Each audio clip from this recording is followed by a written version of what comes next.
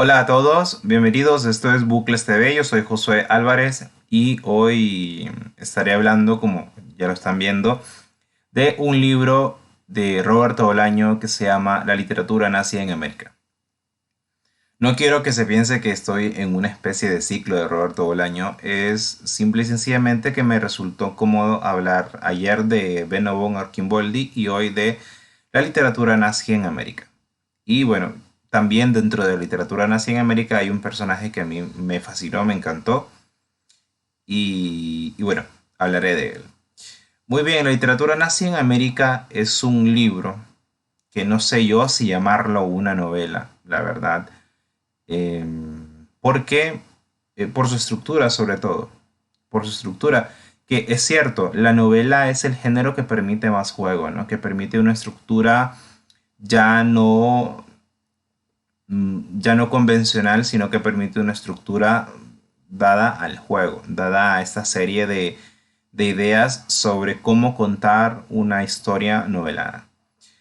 Y bueno, la literatura nazi en América en ese sentido es muy novedosa, o bueno, intenta ser muy novedosa, porque lo que nos plantea es un catálogo de escritores que no necesariamente todos son escritores nazis, sino que algunos de ellos tienen algún tipo de relación con otro escritor nazi o tienen algún tipo o viajan a Europa y tienen algún tipo de relación con la Segunda Guerra Mundial. Más o menos por ahí va hilando, ¿no? No todos son escritores nazis, no son escritores alemanes, la mayoría son escritores nacidos en América. Y lo interesante es que se tocan escritores, bueno, están escritores de Norteamérica, hay escritores mexicanos y estadounidenses. De Centroamérica solo hay un escritor guatemalteco. De Sudamérica, bueno, hay chilenos, peruanos, creo que algún boliviano, argentinos, creo que hay colombiano, claro que sí. Y del Caribe, pues hay un personaje que es el del que más o menos les hablaré hoy también, ¿no? Hoy hablaré del libro en general, pero quiero centrarme en este personaje que es interesantísimo, que es un personaje, la verdad que me encantó. Creo que de todos los escritores que se proponen en el catálogo, en este catálogo ficticio, obviamente, el personaje de él es el que más me gustó. Y bueno, les decía que este libro es el que lanza más o menos a la fama a Roberto Bolaño. Eh, los más afortunados para la crítica son 2666, Los Detectives Salvajes y La Literatura Nazi en América. Aunque, por ejemplo, para mí La Pista de Hielo es un super libro. La Pista de Hielo es un super libro y a mí me gusta más que la literatura nazi en América. No es que la literatura nazi en América no me haya gustado para nada, la verdad es que sí me gustó, pero creo que tiene cosas bueno, que en La Pista de Hielo se resuelven mucho mejor. Es un libro muy atrevido por su estructura, plantearnos un catálogo y por eso lo decía ayer, algunos lo confunden con Borges. Algunos lo confunden con Jorge Luis Borges por estos juegos, ¿no? Pero yo creo que este juego, como él lo decía, no es propio de un tipo de escritor, sino que debe ser propio de todos los escritores que quieren hacer novela. Y tiene, para mí, tiene toda la razón. Para mí eso es completamente cierto. Bueno, completamente cierto es redundante, ¿no? Algo es cierto o es falso. Aunque puede tener matices bueno, luego puede haber una discusión sobre eso. Muy bien, entonces les decía que en la estructura lo que va haciendo el libro es presentarnos a estos escritores que de alguna u otra manera están relacionados. En ese sentido, yo no lo siento como una novela, es decir, por más juego que permita, porque la novela es el género que más juego permite. Si quizá el poema y el cuento no permite tanto juego, ni la obra de teatro, pero la novela sí permite mucho juego y en la novela se pueden ir metiendo muchos elementos. Por ejemplo, yo puedo hacer una novela con tweets, sí, con tweets, solo con tweets y publicaciones en Facebook, cortes de periódico, y a través de eso puedo contar la historia. Pero bueno, más allá de eso, porque lo importante no es el género del libro, Porque como siempre me decían en mis clases de literatura, no importa si es un cuento corto, si es un cuento largo o una novela corta, lo importante es que el libro funcione. Y en este caso, la literatura nazi en América para mí funciona bastante bien como libro. Nos entretiene, son alrededor de 250 páginas, al menos la edición que yo tengo. Sí que es esta de Seix Barral, sí, es esta la edición que tengo. Y en esta edición más o menos eso es lo que uno, es más o menos eh, lo que uno lee. Y entretiene, entretiene y pone a pensar. Esta estructura novedosa lo que hace es, como ya dije, presentarnos a una serie de escritores. Los escritores, todos son escritores menores, todos son escritores periféricos, todos son escritores olvidados. Y Roberto Bolaño lo decía en sus entrevistas, la literatura no puede existir sin escritores menores. La literatura no puede existir sin estos pequeños escritores que deambulan alrededor de los escritores mayores. Y es gracioso porque cuando uno escucha a Bolaño en sus entrevistas y luego uno lo lee, dice muchas cosas parecidas y era un tipo muy coherente en lo que decía y en lo que escribía. Eran ideas que no que se repetían, pero sí ideas que entraban en una misma sintonía. Entonces, por ejemplo, aquí nunca dice eso de los escritores menores, pero en sus entrevistas lo decía. Sin embargo, se puede ver en el libro que todos son escritores de muy poca monta, por decirlo de una manera. Entonces, en esta estructura lo que va haciendo es presentarnos estos escritores, que no todos son escritores nazi, como lo decía, ni todos son escritores, eh, o bueno, no son escritores europeos, ¿no? Sino que son escritores que se van relacionando más o menos con este fenómeno, ¿no? Que tiene, que, vamos a ver, en la cultura popular tiene un enorme arraigo lo nazi, ¿sí? Y de hecho, bueno, hay mil documentales y series y películas. Creo que a veces desfigurando lo que en realidad fue. Creo que a veces desfigurando lo que en realidad fue los acontecimientos políticos. Hay una película argentina muy buena, se llama Rojo, que intenta explicar los inicios de la dictadura de los 70 si no estoy mal. Y uno se da cuenta de que en realidad estos acontecimientos son más complejos. Hay una trama mucho más difícil de dilucidar, de comprender detrás de estos hechos, que lo que a veces se nos proponen en documentales, que sí que a veces están muy bien hechos, pero hay que tener mucho cuidado. Entonces yo siento que a veces a los nazis se los desfigura, tanto en el buen sentido como en el mal sentido. Sí, son parte de una de las escenas, de una de las puestas en escena más oscuras de la humanidad y más tristes. Y bueno, aquí estos escritores en realidad uno se imagina al principio cuando lee el título que tiene un super gancho. Uno se imagina que van a ser escritores que vinieron de Alemania y no, son escritores nacidos aquí.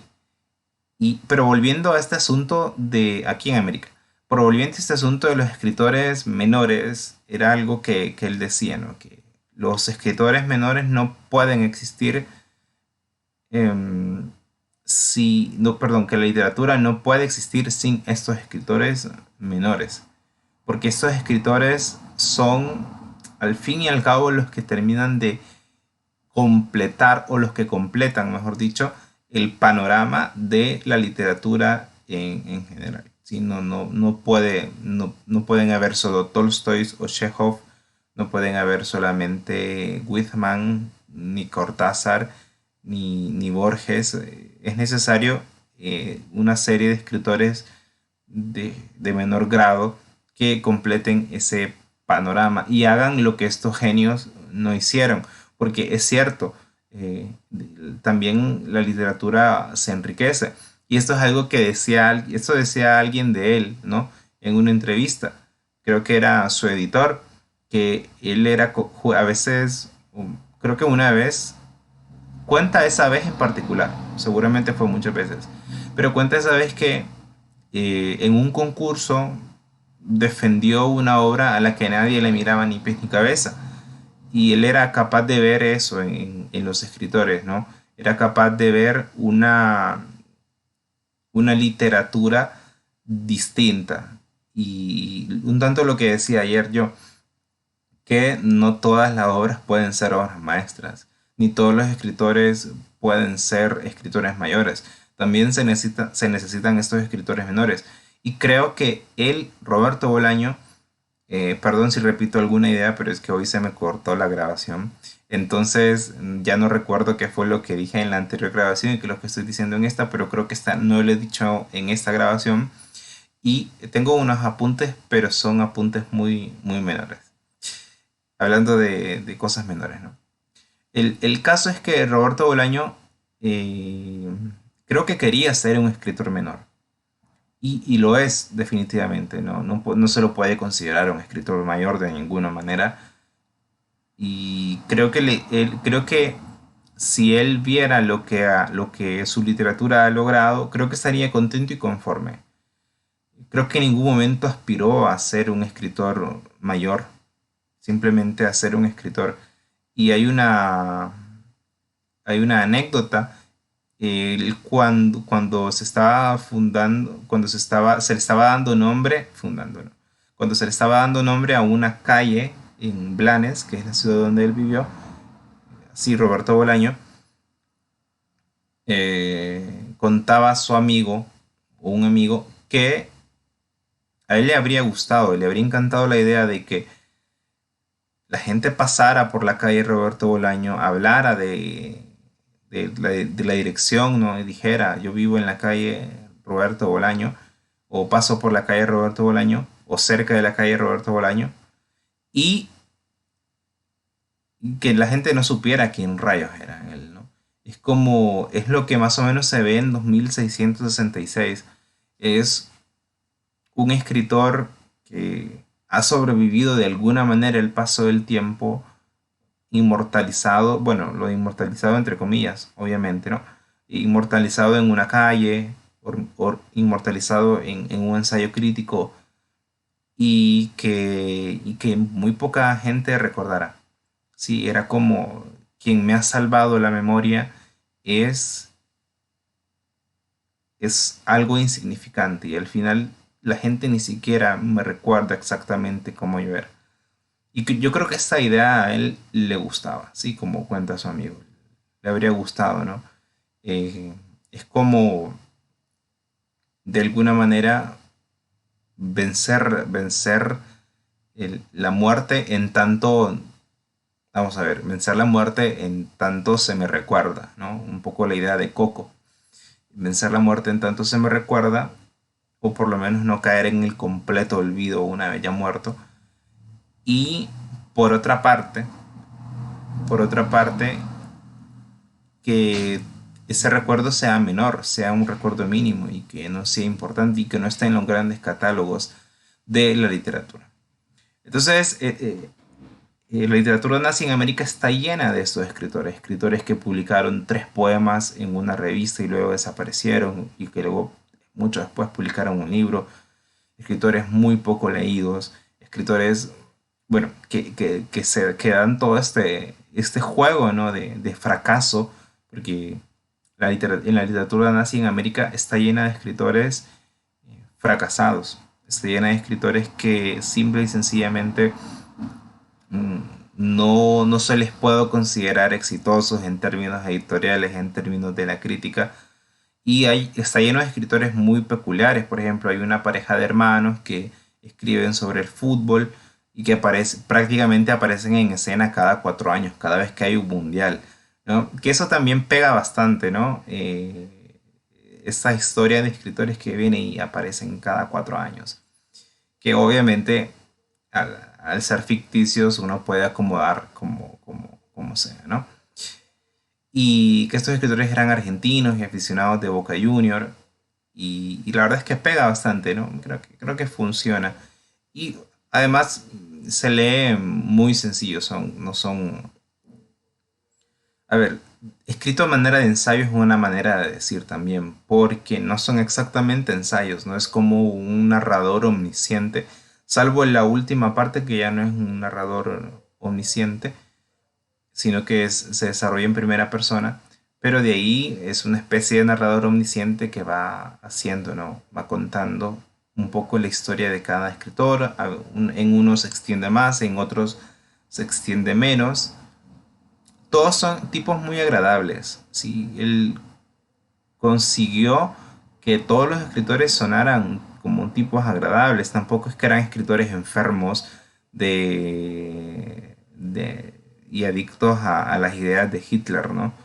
Era un poco, por ejemplo, el de los primeros escritores, que es una escritora, eh, hay una familia que se hace nazi después de una conversación y una cena que le pareció fabulosa y el tipo era nazi y ellos también se convirtieron en nazi.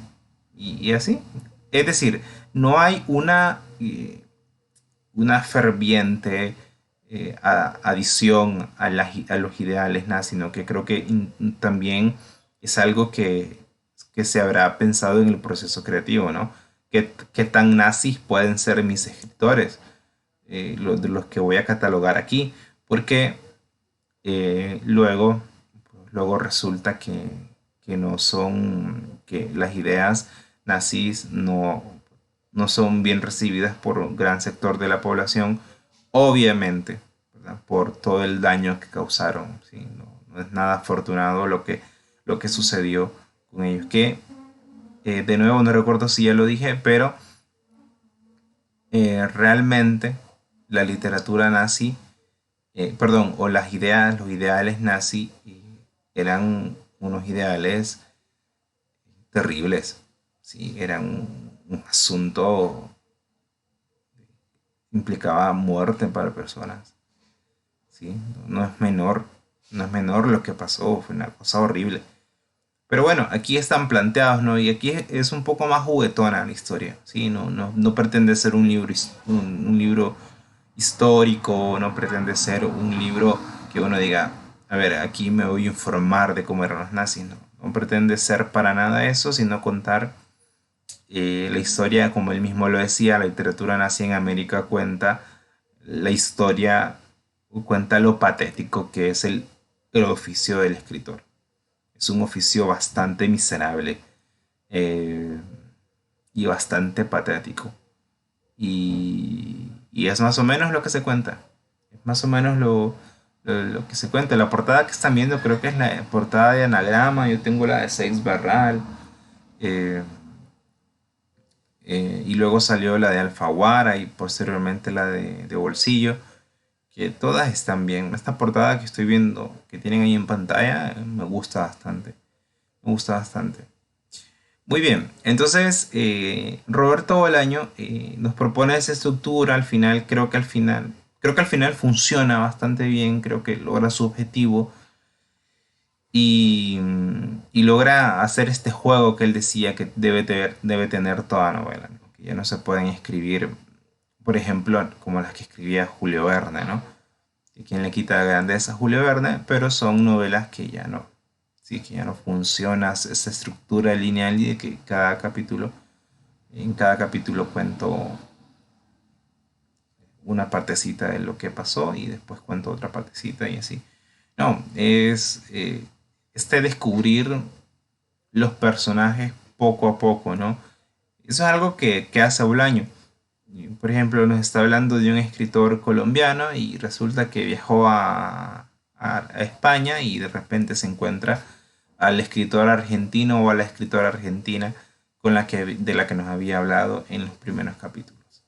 Y así, esa es la manera en que se va desarrollando el, el libro. Y yo les quiero hablar hay un personaje, hay muchos personajes muy llamativos, pero hay un personaje que a mí me fascinó. Se llama Max Mirabal. ¿verdad? No sé cómo lo pronuncié en francés, que también lo pronuncié, pero yo creo que se pronuncia de esa manera. Pues este escritor, Max, fue, a ver, es de lo más gracioso que se nos propone en el libro. ¿Qué es lo que les digo? El libro no pretende ser para nada un expositor ni de las ideas nazi ni nada por el estilo. Pretende nada más contar la patética historia de los escritores. Pues a mí este tipo me pareció el más patético, o de los más patéticos por lo menos, porque resulta que este tipo nace en Puerto Príncipe, nace en Puerto Príncipe y es un escritor de lengua francesa, obviamente. Y el tipo aparentemente tiene cero talento para escribir, tiene cero talento. Y el tipo comienza a plagiar escritores, a plagiarlo directo. O sea, no este asunto que decía Borges que toda la literatura ya está escrita ni nada de eso, ¿no? Era un asunto de que el tipo iba y buscaba escritores que nadie recordaba, que es un poco un juego, ¿no? Porque luego a él nadie lo recordará. Escritores que nadie recordara, que nadie supiera de ellos, y copiaba sus poemas y los presentaba. Entonces no aclara si les cambiaba el nombre o les modificaba uno que otro elemento. Pero, pero el tipo iba y los críticos ni cuenta se daban. Es un poco burla a la crítica también, ¿no? Burla no en el... A ver, no es que Bolaño se quisiera burlar de los críticos, bueno, que un poco sí, ¿no? Pero no es que se quisiera mofar de este asunto de que a veces no se percatan de de un plagio o, sí, o de que algo no funciona del todo bien, porque la literatura realmente a ver, es demasiado, es tan vasto el mundo de la literatura que es muy difícil conocer todo. Entonces, este tipo logró colarle a los escritores, a los críticos, al público en general, logró colarle unos poemas que no eran de él. Y así se la pasó toda su vida y creó varios seudónimos.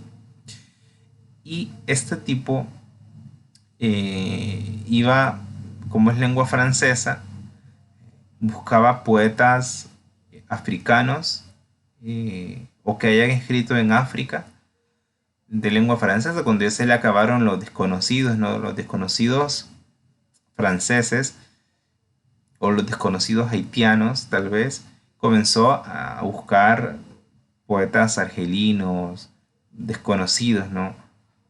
Casi, no, apócrifo no es el término, porque apócrifo es otra cosa, pero tunecinos, creo, no sé si se dice así. Ahorita me tiré a la piscina, ¿verdad? Con tunecinos, escritores cameruneses, así, de ese tipo. Creo que en Camerún se habla francés, si no estoy mal. Y, y, y así fue sobreviviendo y buscó, él tuvo varios seudónimos, ¿no? Tuvo varios seudónimos. Estoy viendo que no, la cámara no se tapa. No se tapa. Él se llamaba Max Mirabal, que ni siquiera se llamaba así. Y luego Max Casimir, Max von Hauptmann, ¿verdad? Max Leguel y Jacques Artibonito, ¿no? Que Jacques Artibonito creo que ya no hacía poesía, si no mal recuerdo. Entonces, eh, este tipo, este tipo realmente hace algo que es bastante canalla, ¿no? Viene y copia a la. Viene y copia a poetas desconocidos. Que es algo que alguien podría hacer perfectamente, ¿no? Por ejemplo, buscarme un poeta senegalés, traducirlo y luego presentarlo aquí en América, en cualquier país de América, ¿no? Y quién se va a enterar. Y es bastante canalla, ¿no? Es bastante canalla esto que él hace y así sobrevive y así se la pasa. Pero luego es un juego porque luego él se alimenta de escritores olvidados y luego él se convierte en un escritor olvidado. Se convierte en un escritor que nadie recuerda. Y es pasajero, como todos los escritores de la literatura nací en América. ¿Sí? Es un catálogo bastante amplio. Por aquí, uy, por aquí aparece ¿sí? Edelmira Thompson de Mendiluce, Juan Mendiluce Thompson, Luz Mendiluce Thompson, Ignacio Subieta, Jesús Fernández Gómez, creo que estos son colombianos, Mateo Aguirre Bengoechea, Silvio Salvático, Luis Fontaine da Souza, Ernesto Pérez Mazón, Pedro González Carrera, Andrés Cepeda Carrera, Irma Carrasco, Daniela Montecristo, Franz Suikau y Willy Schultz, creo que así se pronuncia, es alemán. Creo que ellos nacieron creo que uno nació en Caracas y otro nació en Perú, no recuerdo muy bien. J.M.S. Hill, Zach Soderstern, Gustavo Borda, Segundo José Heredia, Amado Couto, Carlos Evia, Harry Sibelius, Max Mirabal, ¿verdad? Y todos sus seudónimos, Jean O'Bannon, Roy Long, Tomás Murchison, alias El Tejano, John Lee Brooke, Italo Schiaffino y argentino Schiaffino, que son estos escritores argentinos que les digo, que escribían, que eran amantes de Boca y del fútbol. Carlos Ramírez Hoffman, y luego nos da tiene la gracia de ponernos una serie, una lista muy larga de escritores, ¿no? que son tan olvidados que ni siquiera merecen la reseña en la literatura nazi en América.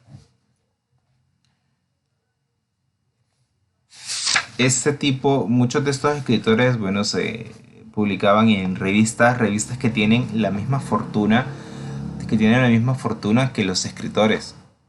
Sí, son revistas que tienen un número y es muy gracioso porque hay gente que funda 5 revistas, pero estas 5 revistas tuvieron un número, que es un poco lo que pasa ahora, ¿no? Que un poco las personas para ponerlo en el currículum hacen un montón de cosas y luego lo ponen ahí, bueno, y dicen, no es mentira, ahí está. La revista tuvo un solo número, y no se vendía, pero ahí está. O tuvo 2 números, o tuvo 3 números. Y es el destino que corren las revistas literarias, ¿no?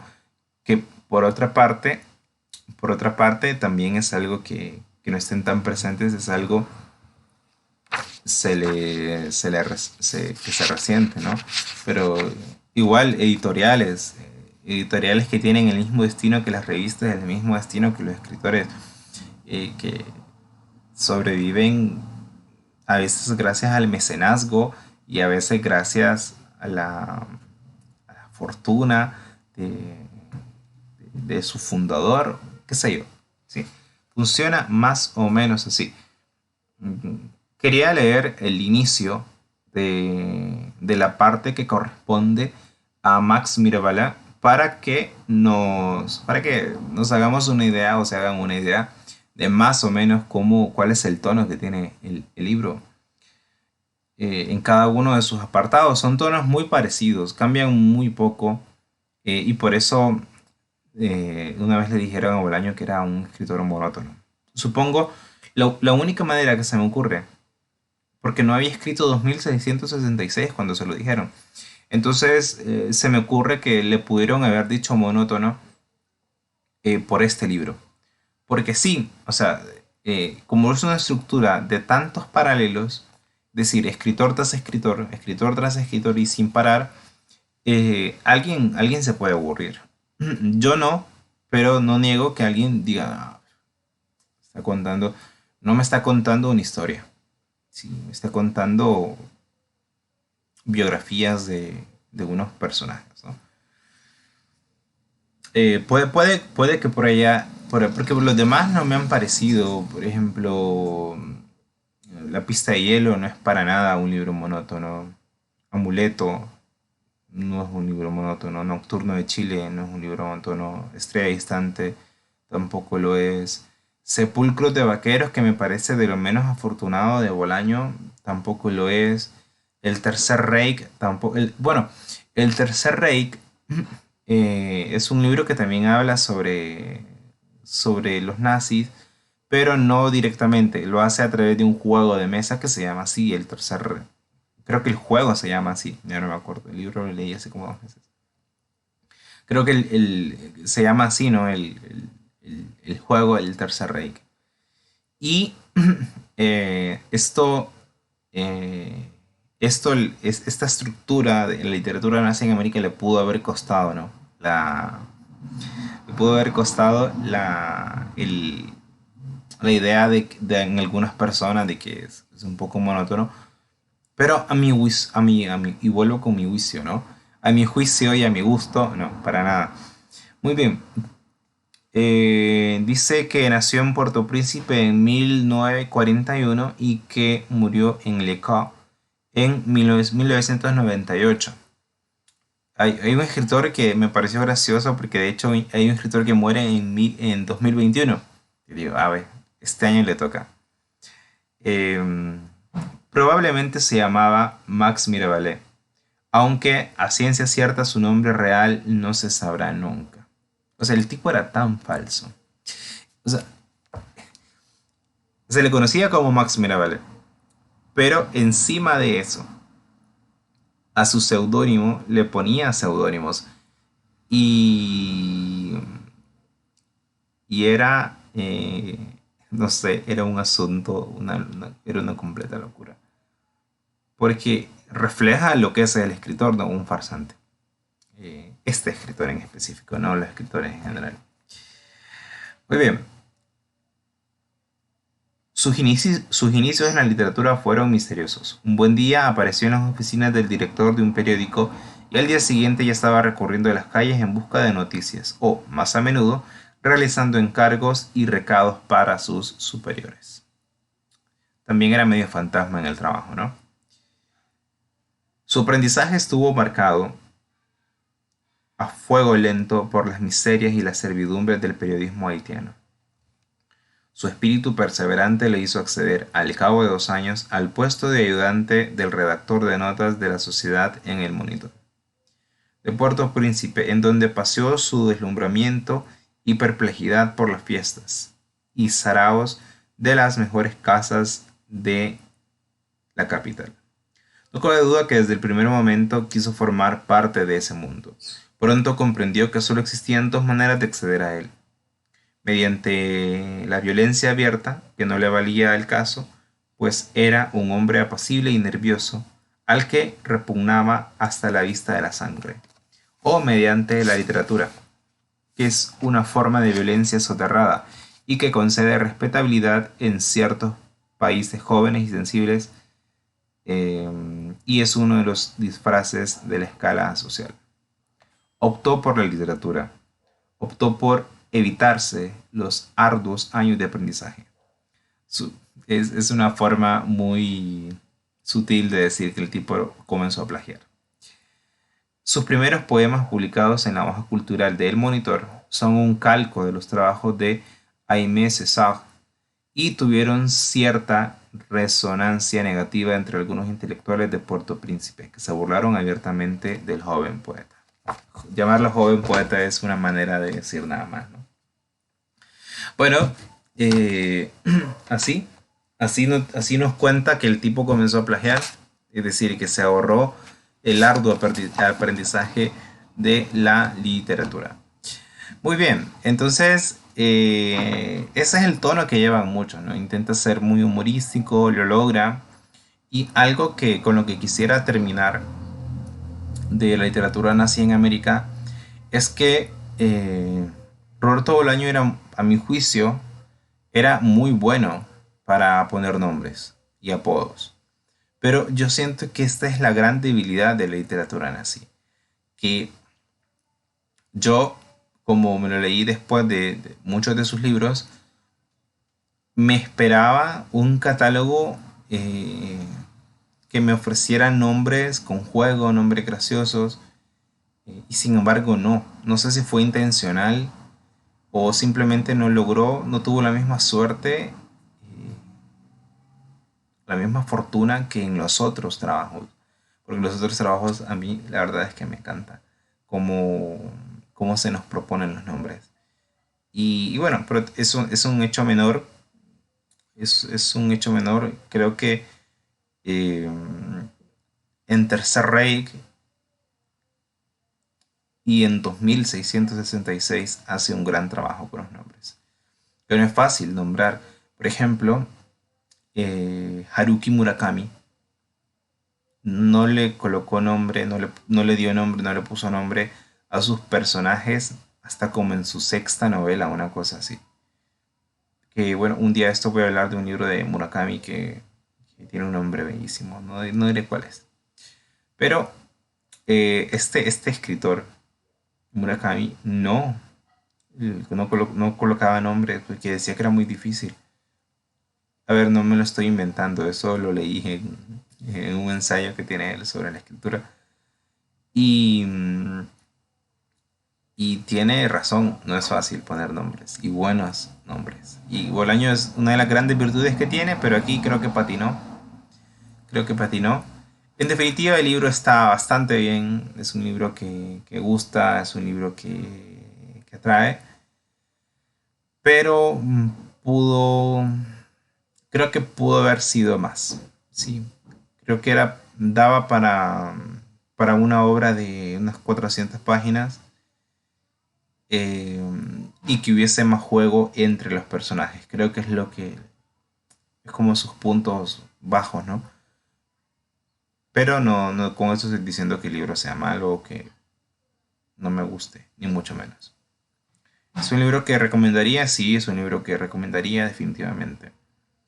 Pero yo creo que no es, a ver, no es el mejor libro para comenzar a leer a Bolaño.